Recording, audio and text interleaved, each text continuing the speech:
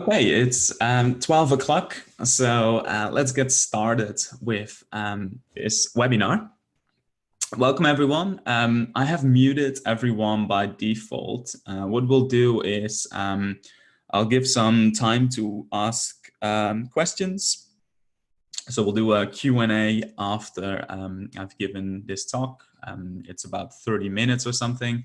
So then we'll have enough time for Q&A if anyone has any questions. So what we're going to talk about today is web scraping and APIs in 45 minutes. This was a talk that I gave at Inspire Europe. That was about 2.5 weeks ago now, I think. And yeah, it's the title says it's web scraping and APIs in 45 minutes. So we're going to talk about these two topics in the next 45 minutes. Back then, when I did this at Inspire, it was a hands-on training session. So this is not going to be a hands-on training session because I haven't shared any of the files with you. Nor is it useful to have a webinar trying to share screens because I don't think everyone has a dual screen to follow along. If you're interested in more training about web scraping and APIs, then I will share links to our meetup page during and after this talk in which you can sign up for more hands-on training. What I will do in this session is mainly showcase what I trained on in this session at Inspire. Yeah, so let's get started. And what we wanted to do at Inspire was at the Alteryx conference was use web scraping and APIs to answer the following problem statement. At the time of Inspire, the Alteryx team were very keen to take us out for dinner, but we were wondering where should we go and how can we figure out where we can go? Well, we can actually use Alteryx for that, and we can use web scraping and APIs to answer that question. So what I'm going to talk about is how we can use web scraping to get some postcode information from TripAdvisor. And once we got postcode information from TripAdvisor, we're going to use that to send a request to an API. And we're going to talk about what APIs and web scraping is, of course. And when we send that request, we are getting the geolocation back of these restaurants. Okay? So this is going to be a workflow that's going to contain, the first part is going to be about web scraping, and the second part of the workflow is going to be about APIs. Okay? And this is really cool about Alteryx is that you can have one workflow in which you do multiple processes. Also, what this workflow will do is it has some spatial tools in it. So within one workflow, you can do web scraping, APIs, and do some geocoding. So that's really cool. So before I'm gonna start, a little introduction about myself. I'm Andre. I am originally from the Netherlands. I've been working at the Information Lab for about 4 years now. The Alteryx Inspire conference a few weeks ago was my 4th Alteryx conference. It was mainly, I've only been to the ones in Europe. So hopefully next year I can go to the ones in the US because I'd like to see how those conferences are. But yeah, so whenever I use Alteryx, as it says, I can apply all of my like coding wizardry in the tool. But when I use Alteryx, I have all of that power as well at my fingertips. So that's a really cool quote there. Yeah, so what I'm going to talk about is, first of all, a little bit of a discussion about what web scraping is and what the differences are with APIs. And after that, I'm going to show you how to do web scraping, how to show you to do APIs. And what we did at the Inspire conference is we had a little pub quiz. We're not going to do a pub quiz today because I don't think this is the best setup to do a pub quiz because I can't award any prizes today. So let's start talking about what is web scraping. And in this talk, I focused on 3 things: the what of web scraping, the why, and some of the complexities of doing web scraping. Now, what is web scraping? First of all, it's, as the slide says, it's the process of extracting data from a web page in an automated fashion. And this automated fashion is really important because if you just go to a website where you select some text or you see a table on, for example, Wikipedia, and you copy paste that and paste it somewhere, that is not web scraping. That is just copy pasting data. The whole point of web scraping is that you create something that is automated. Okay? And this is why Alteryx is so good, because with Alteryx, we can automatically set up a workflow that scrapes the data. Okay? So that's mainly the what. It's like focusing on an automated way of getting data from a website. Now you're probably wondering, why should we do web scraping? Well, quite often data that we want to get is not in a database, or we don't have easily access to it. The data sits somewhere on a website or in a custom built portal. What we can do with web scraping then is we can use some of the techniques that I will show you later to grab that information from that website. Okay? With that extra information, you can, for example, enrich your analysis and as the slide says, take your business analysis to the next level. Okay? So web scraping is going to be a really useful skill if you know how to do that in Alteryx. But there are some kind of small complexities to web scraping. First of all, web scraping, you need to know a little bit about how the web is built. The web is built with three languages, basically, HTML, CSS, and JavaScript. And for web scraping, we need to know a little bit about HTML. The other two, you don't really need to know that much, especially if you use Alteryx. So for HTML, you need to know how a website is structured, and every website is structured differently. So the process of getting data from a website is different each time. Okay? So later when we look at APIs, you will see that APIs have a little bit more structure to them, whilst web scraping is fairly unstructured. The other problem with web scraping is that legally it's actually kind of a minefield, because sometimes I'm also being asked by customers as well to do some web scraping, but very often the terms and conditions of a website say that you're not allowed to get data from this particular site. So you need to know and read the terms and conditions of a website before you're actually trying to get data. You might be blocked, like an IP ban or something, if you make too many requests to a website. And we don't want that, of course. So yeah, legally web scraping is a bit of a minefield. The other problem with web scraping is that not all the content that you see on a website is what we call loaded on the server. And this goes a little bit into understanding how websites are being generated. So a website can be generated in two places, on the server and on the client. And client is basically your laptop, your desktop computer, on which you have a browser. So if it's being generated in the client, that basically means that it's loaded through JavaScript, and that makes it really difficult to get the data. So very good examples of websites that are very hard to web scrape are like Twitter, Facebook, Instagram, your pages that are really dynamically generated.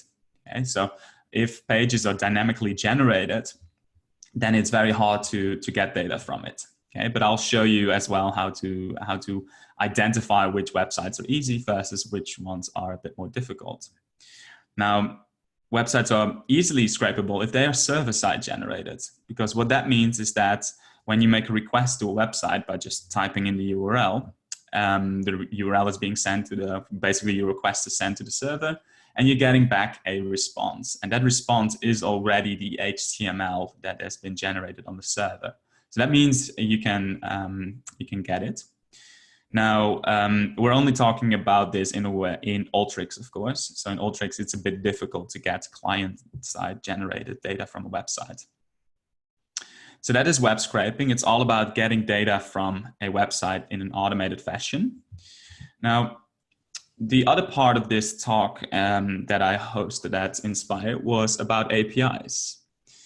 And APIs, we also have the what, why, and complexities. And APIs are a bit of a mystery to some people. So APIs are, as the slide says, a structured methodology that allow you to get data from or post data to a web application.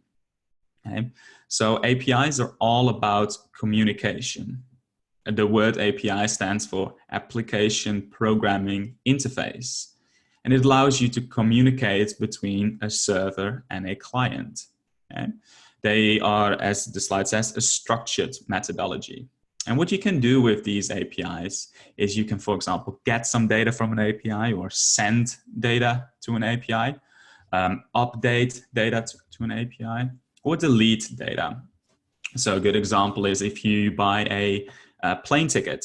So soon I'll go to the US again. And when I buy a ticket, what I'll do is I make a, first of all, a GET request. So I'm trying to get some information about different planes and different flights.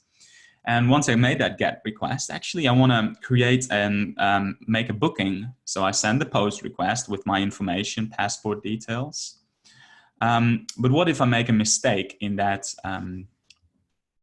booking? Well, then I can send a PUT request, and a PUT request is for updating your ticket. Now, if I'm not happy with the ticket that I booked, I can send a delete request and I can delete it. All of that is normally taking place in the user interface of, like, in Skyscanner, for example, like a website or British Airways where you book a flight. But in the background, you're making API calls. Okay, so everyone on this call has already used APIs even without knowing them. Now, why should you use APIs? Now, the main type of API that we're talking about is a REST API. And REST stands for Representational State Transfer. What that means is that you basically have several what we call endpoints. Those are just URLs in which you can get or send data. You also, sometimes if you read documentation about APIs, you encounter two other types of APIs. The SOAP API, which traditionally sends you data back in XML form. And a fairly new one that we have nowadays is GraphQL, and GraphQL sends data back in JSON. And REST APIs also normally send you data back in JSON, CSV, or XML. Okay, so those are the responses that you get. And it's a lot easier to integrate these APIs because the data comes back in a structured fashion. So that's why we want to use APIs, because they can really also enrich your analysis. However, there are some complexities with APIs. Authentication, because APIs are normally not open. And what I mean with open is that you can just get all the data from it. Often the creators of APIs, they want to monitor who's making requests and also how many requests you're making. And you can basically set some authentication on API, and there are different methods of authentication. We are going to use an authentication method as well. 1 second. Chat. Cool. Yes, I am recording this. Yes, I'm not sure if we're going to send it out today, but we will record it. And I will share the files as well with you after this session. So let me move this one again. Now, well, yeah, authentication. So the API that we're going to use is the travel time API, which allows you to geocode postcodes. And that one also has authentication. It has an API key and an API ID. So that means that the people that build this travel time API can monitor how many requests I'm making. because you want to avoid people overloading your API.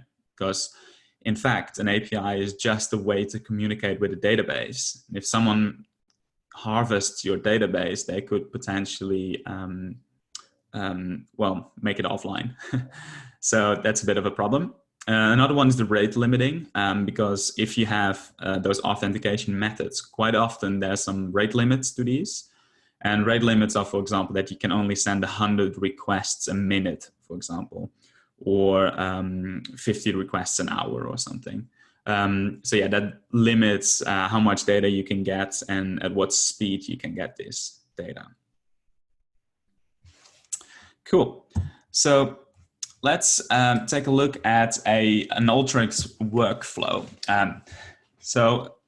If I hop into Alteryx, the workflow that I'm going to build for you is going to geocode restaurant locations. And this is a completed workflow. So what we see here is this is a template built off by my colleague Ben Moss. Again, you can get this template as well once we send out the files. And what we have here on the left-hand side is we start with 10 inputs of restaurants. So if I expand this, we can see we have some links to TripAdvisor from different restaurants. Then we have a tool, and this tool is called the download tool. And the download tool is the most useful tool when you do web scraping and when you do APIs. Because with this download tool, you're actually making requests to a website for web scraping, and you're making a request to an API when you do APIs. Now, what we have in here is we have a URL and the output method, okay? And then we're getting some data back. Now, we will parse that response. Once we've parsed it, we will send that API request. And the API that we're using is the travel time API. It sends data back in JSON format. So that means that the data is then being sent back. We transform it and we output it. So that means that we had 10 restaurants, 10 URLs. And from those URLs, we're getting the postcode. And then you can see on the map here, the locations of those individual restaurants. The Alteryx conference was hosted at Tobacco Docks, and we choose like 10 restaurants that are somewhere near that location. Okay, so this is the completed workflow. You will also get those. Now, if I go to the starting workflow, we are starting off with those URLs, but we're filtering down to one URL. And I would highly recommend doing that as well whenever you start web scraping or making API requests, because it makes it a little bit easier to look at the data, but also you're not sending quite a lot of requests and it will go a lot faster. Okay. So what we're going to look at first is the website from which I want to get some data. So I'm just going to hop into a browser, and I would recommend using a browser such as Google Chrome or Firefox to use when you do web scraping. Now, as you can see here, this is the Golden Chippy, which is a fish and chips restaurant in London.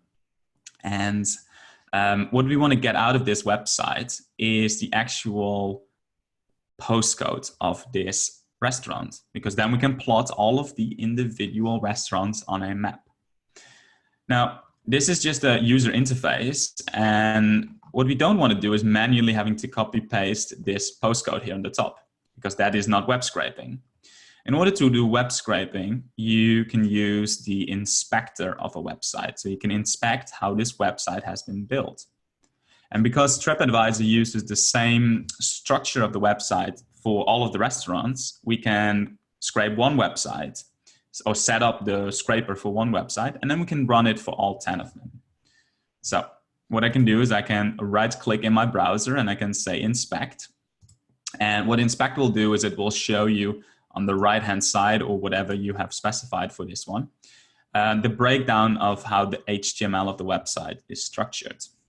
Now, this is a fairly complex website, and the HTML normally consists of like the head, which is some meta information about a website, and the body. And the body contains all of the text and stuff that you see on the page.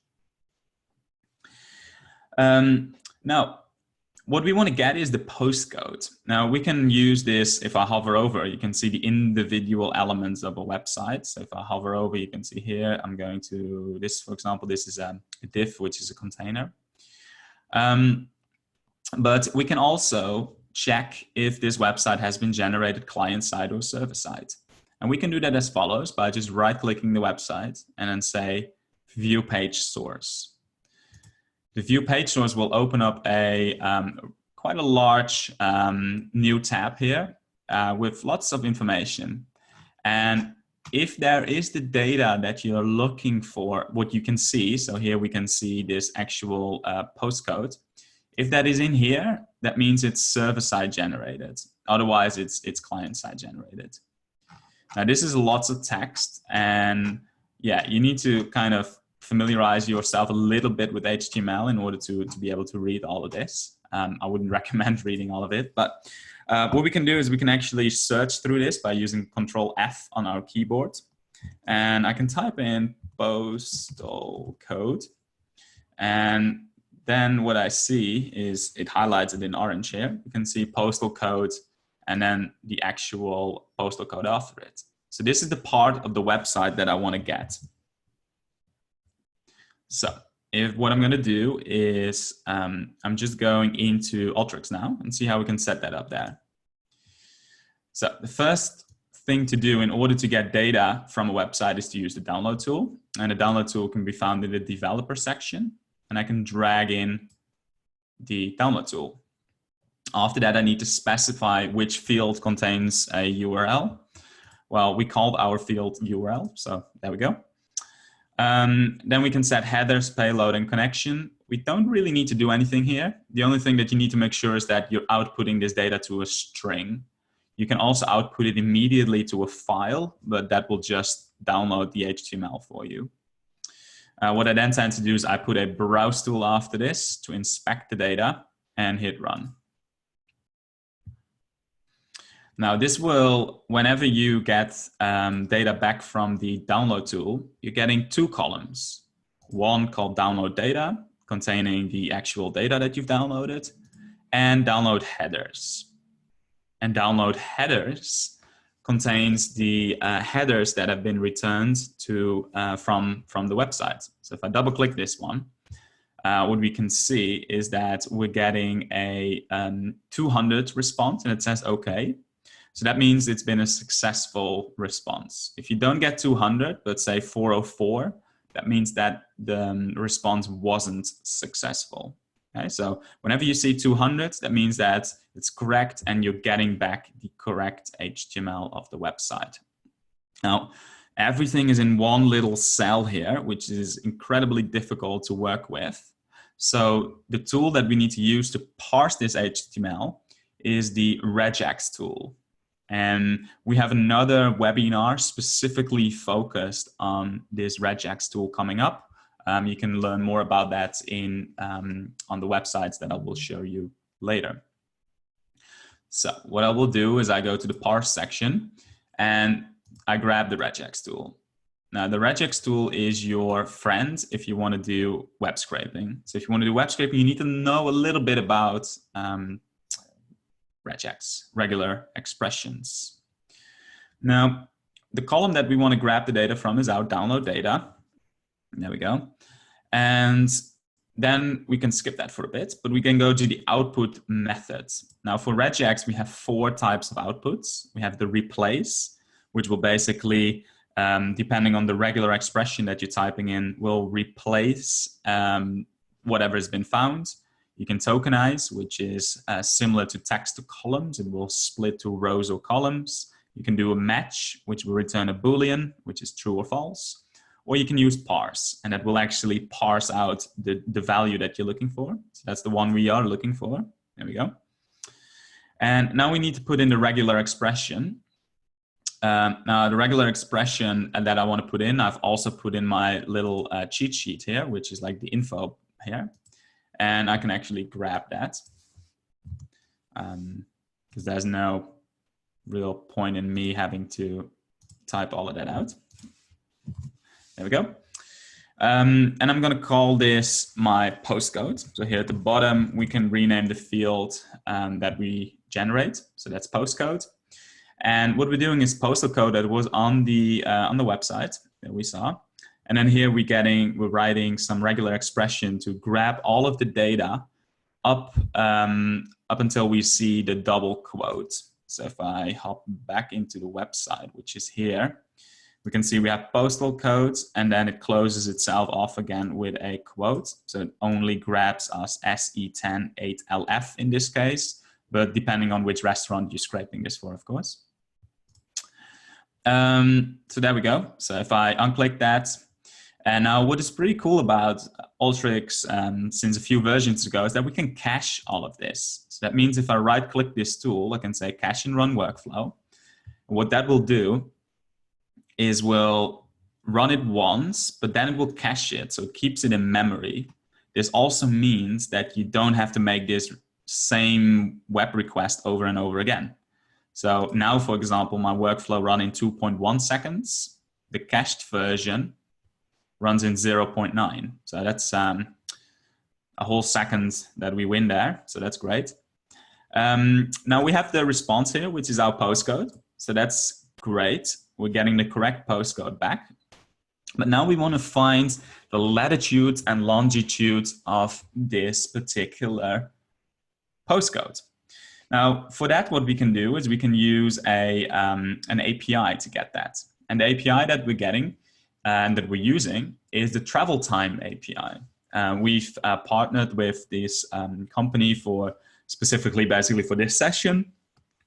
And my colleague Ben is also building some stuff for this company. Now, what you can do with this API, if we go to the resources and go to API documentation, is here we have the travel time search API. And this is really good API documentation because it tells you exactly what you can do with it. So on the left-hand side, we have some of the endpoints that we can get data from. So for example, we want to use this geocoding one. So the geocoding one allows us to search for particular latitude and longitude, some geographic information for, this can be, as you can see here, a postcode or even a street name in a particular location. And as you can see here, we're gonna make GET requests here. Okay. So now what we can do is if what we need an application ID and an application key. Okay, these are just examples, you can't copy them. But you can get one by clicking on this Get API key here, and I will include links to this as well in some of the docs. Yeah, so how can we make API requests? Well, we're using URLs as well for this. So what we first need to do is we need to construct a URL to download this data. So what I'd like to do is actually first let's get rid of the data that I don't need. So I don't need some of the data that is listed there. So let me get rid of some of those, and we can use a select tool for that. So I'm just gonna put in a select tool. And what I want to keep is the URL and the postcode. So I don't need the headers anymore. And that will just give me just those two columns. And what I now like to do is make that API request. But I first need to build the API URL. And I can do that by using the formula tool. So if I bring the formula tool in, I'm just gonna bring that here in the canvas. I can give this a name. So let me see, I'm just gonna call this one my, let me just call this my API URL. Doesn't really matter how you're calling this. And now you need to find the API endpoint. Now, if it's a good API, you just read the documentation.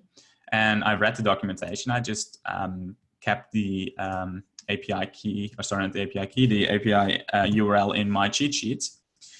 And if I go then to the formula tool, and paste that in, there we go. And what this is doing is here we have the URL, so api.traveltime.com, version 4, and then the part of the API that I'm using is a geocoding endpoint. And then for search, I'm adding a query that is a postcode that I got from the website. So here you can see this fish and chips place is now the actual postcode is the query. So for this particular one, I'm getting some data back. Okay. We can change the size of this. We don't really need to make that big. So let's make that 500. And now we can actually make that request. So I can go to the developer section, bring in my download tool, and I need to specify a field for which I want to do this, which is my API URL. And yeah, I could get like send this request. However, as the documentation stated, I need to actually send some data with it. So I can send this postcode, but I also need to add something to the headers. And that is a way to identify who I am. Now, I got some API keys from this company. So I need to copy in these values. So just bear with me for a second. So I'm gonna copy that one in. This is the value. There's no need to try and write these down because we will disable these API keys after this session. But you can request an API key with these people if you want. There we go. And the last bit is my actual key. This just really depends on what API you're using and what kind of authentication. This is just authentication to the application ID and API key. So we're sending that with the request. Now, if I now hit run and I go to my browse, we can see that I'm now getting, again, a 200 response, indicating that this was a valid request. Cool. So now what we want to do is we want to parse this out, and the data that I'm getting back is in JSON format. I can also see that the content type here is application JSON. So I need to know how to parse this. Luckily, Alteryx has a really handy tool, which is the JSON parse tool, which can also be found in the developer section. I'm going to drag my JSON parse in here. And with the JSON parse, I need to specify which field we want to parse, which is download data, because that's the actual field that contains JSON. And what I'm going to do again is I'm going to cache this because I don't want to keep on hitting the API because this one has a limit of 100 requests a minute.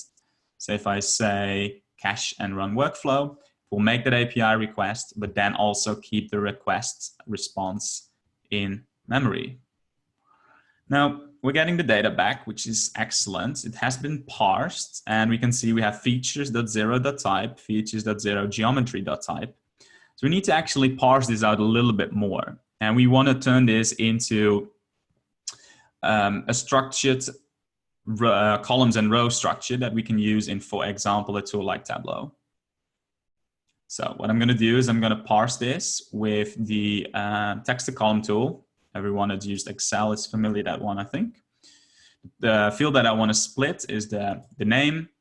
The actual delimiter is, as I can see, a period. And I want to parse 4 columns. This is literally, I know it's 4 because I've done this before, but this is also something that you need to trial and error. And what you normally do is you count the number of dots here, the number of periods, and then you add another one, so +1. That's kind of the way to do that. So if I hit run, we'll now generate 4 individual columns here. As you can see, we have features, we have the JSON name. Let me see if I can move this thing. There we go. JSON name 3, and the actual, these are the column headers. So JSON name 4 is my column headers.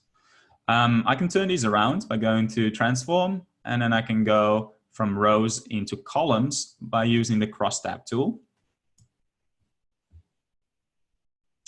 So the crosstab tool, I want to crosstab, let's actually do this on the URL, postcode, API URL.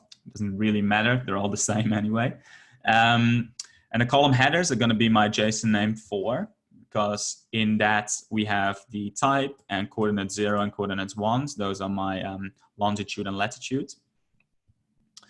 And then I need to specify what the values are. And the values in this case are my JSON value string, which is this particular area. So we can see we have longitude, latitude, some more information of where this restaurant is located. And we can set a method for aggregation. We can just use concat, which is fine. Let's hit run. And there we go. We now turn this from JSON format into something a little bit nicer to look at. And let's actually make these coordinates longitude and latitude by renaming that field, bringing in a select tool. And coordinate 0 here, I think it's longitude. So a little tip, in Alteryx you can also type in lon and lat. And then spatial tools will later on recognize those as longitude and latitude.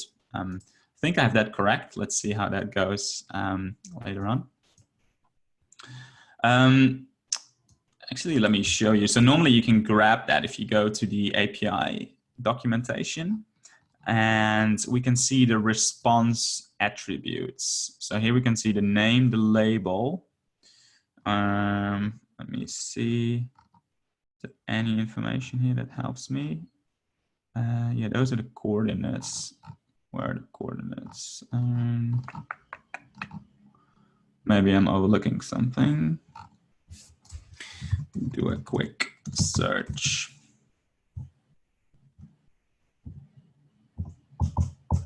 Okay, just in the JSON body, where we go. Here. Note that the coordinates elements are longitude, latitude in that order. Okay, so whenever you have an API, you just need to read the documentation. As I could see, I was just looking for a thing here, longitude and latitude. So that means that if I hop back into my workflow, the first one is longitude and latitude. That's correct. So let's run that. There we go. But now we actually want to see this on a map. And this is actually pretty cool in Alteryx. We can now add a third element in here, which is some geospatial tools. So I can hop into the spatial section and bring my create points tool. And my create points tool can turn latitude and longitude into actual spatial objects, which we can then further on use. Now here we have the create points, and as I said, longitude and latitude will be automatically recognized as longitude and latitude. Yeah, and these are floating points, which is fine. If you want to set different projections, you can do that here, but we just have the standard projection, which Tableau also supports, which is WGS 84. And let's have a look at the results. So if I hit run, Alteryx will give you a map output here. And the cool thing is that in the latest version, these maps are pretty neat. There we go. So now here we go. We have our restaurant, the fish and chips place, Greenwich High Road. There we go. So now I've done this for one URL, right? For one restaurant. But because I know that this TripAdvisor has structured every website the same for all of those restaurants, what I can do is I can just remove my sample tool on the beginning. I can say right click and say delete and connect around. So it will actually connect again. If I then hit run, it will now download 10 HTML files, parse all 10 of them, send them through the API. After that, it's geocoding it. And now I can go to my browse and I can see all 10 of the restaurants here. Okay, so this is a very typical thing that I do. Whenever I do web scraping or APIs, I cache my records, but I also use 1 or 2 examples and then run it for the whole thing. Now, as you can see, this looks a little bit different than the chart that I showed you, or the map that I showed you in one of the first slides. Because what that one is, if I go to the slides, this one is using, if I go up, this one is using the isochrones. So that basically means how far can we go within a 30-minute journey. That is a different API request you can make. And that is also in the documentation. So if I go into this one, we have like the time map. So if I go to the time map, you can find shapes of zones reachable with corresponding travel time. So that's pretty cool. And you can see how far can I go in 10 minutes by public transport, by cycling, by car, etc. How that looks in a Tableau dashboard is we actually outputted this and we generated this example workbook. And this example workbook, as you can see here, has all of the kind of the locations here of those restaurants. And then also these, what they call isochrones of how far we can go. So we can, for example, filter down to walking. You can see from the Tobacco Docks where, excuse me, where the Inspire conference was hosted. We can see that we could walk this far in 10 minutes. So we could about reach some of these. I think we can get that. No, it's not our fish and chips place, but public transport, you can get a little bit further. And if you do driving, you could go far further. So those are kind of the options that you can have with this API. You can overlay it as well. So that's, I think, pretty neat.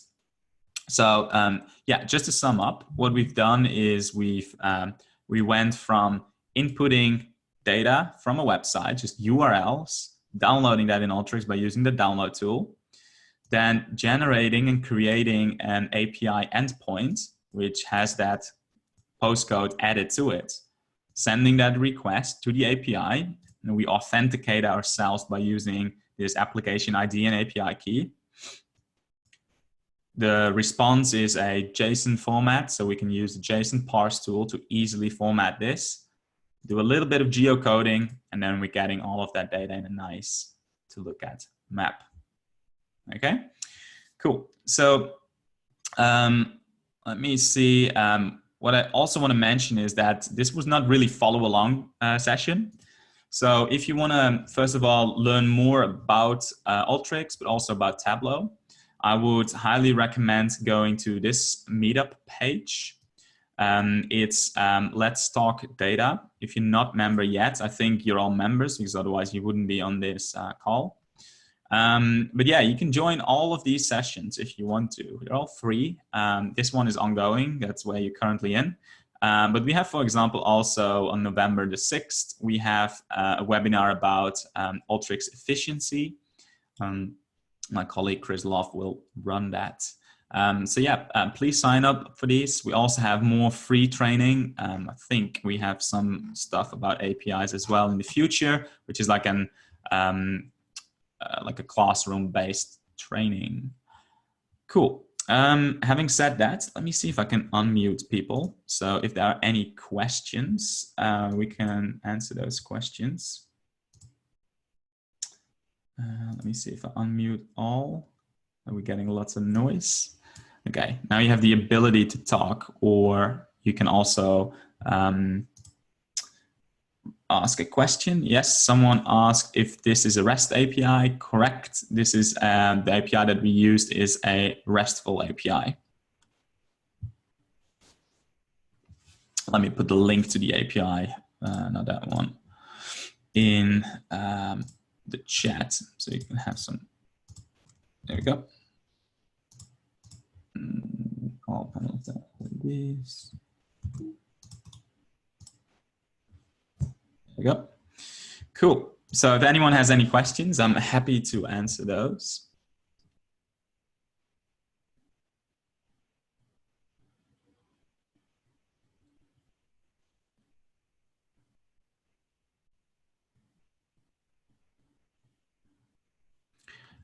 Yes. How did I see if it was a dynamically generated website? That's a very good point. So this wasn't a dynamically generated because if I open this and I go to view page source, I can see all the content in here. Now, what you sometimes have with some websites, they're dynamically generated, like Instagram, right? When you scroll down in Instagram or you scroll down into Facebook, whenever you make that action, it will generate content for you. So that means it's actually not making a request to the server. It's just generating that on the fly for you. So that makes it a little bit more difficult to web scrape. But yeah, that is also something to trial and error in Alteryx. But what I often do is I just check the page source, and if the data is in this page source that I'm actually looking for, then you can also get it in Tableau, sorry, in Alteryx, and you can find the page source by right-clicking and say View Page Source. I think someone raised their hand. If you have any questions, please speak.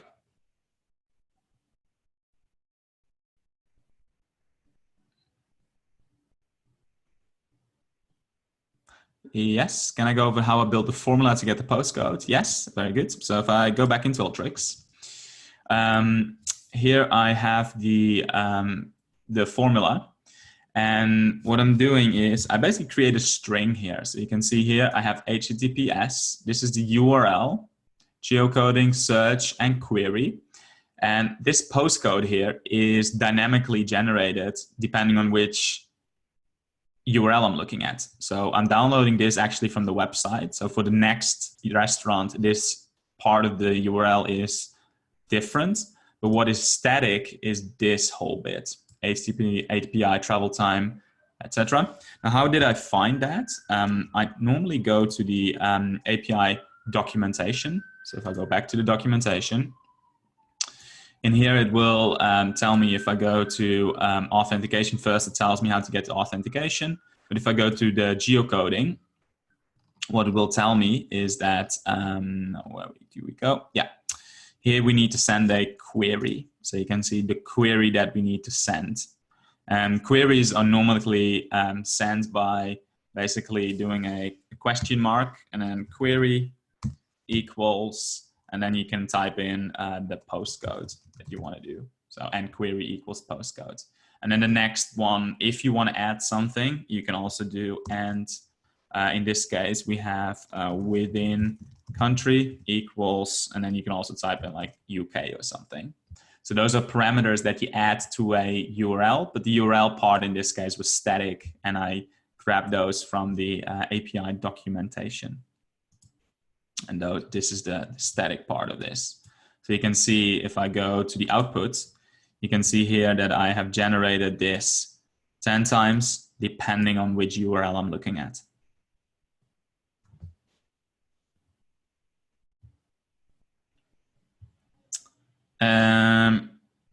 Yes. How do you scrape information that are rendered client side? Yeah, you need to write a little bit more.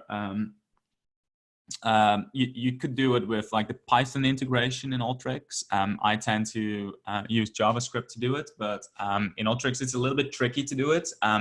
My colleague Brian, he wrote a good blog post about this. Let me see if I can find it for you. Let me see. I think he had a blog post about this. I can probably paste it in here. Let me see. Web scraping JavaScript content. Yes. So it's this blog post. Let me put that in the chat. There we go. Brilliant, thanks. How about getting the postcode out of the HTML? Yes, so how I did that is I used a regular expression to do that. This is a regular expression. So postal code is it's the part of what's in the HTML, and then here you can see the brackets. Everything that's in the normal brackets is what I'm getting out of this. This is regular expressions. If you want to learn more about regular expressions, then we have another webinar coming up that focuses solely on writing regular expressions and learning about that.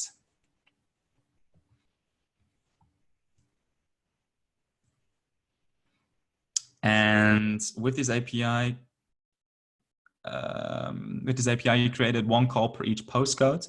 Can you create one call for all 10 postcodes to improve the performance? Yeah, that's a good point, because I don't think this API supports bulk querying, but you can, in some APIs, you can actually do some like bulk requests where you can send one request off with lots of information and then you get that back. That would be a great way to optimize the performance and also the rate limiting, but I don't think this API supports that. So if you want to attend more of these sessions, let me put in the link here. As you can see, they're all free to attend. We normally do them over lunch, so you can eat and listen.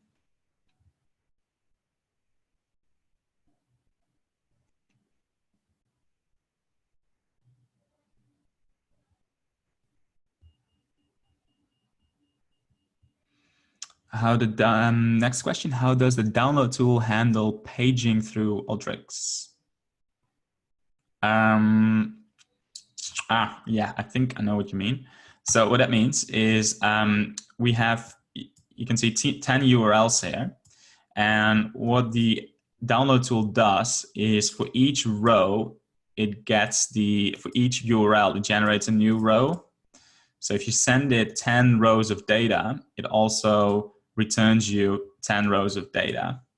Okay. So that's basically in the download tool, it does that automatically for you. So it doesn't aggregate that. Yeah, so that's with the multiple page scraping. Yes, you can also stick all of these behind after each other, so you can have like multiple download tools after each other if you want to.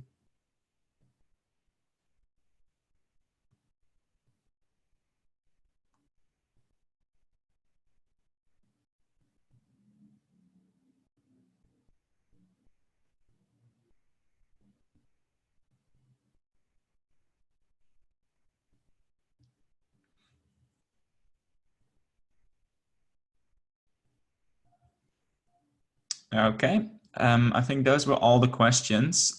Thanks a lot for listening. I always enjoy talking about web scraping and APIs. Yeah, please do sign up for any future sessions. And if you want to learn more about Alteryx, then please do. And yeah, so have a nice weekend, and we'll catch you in the next one. Thank you.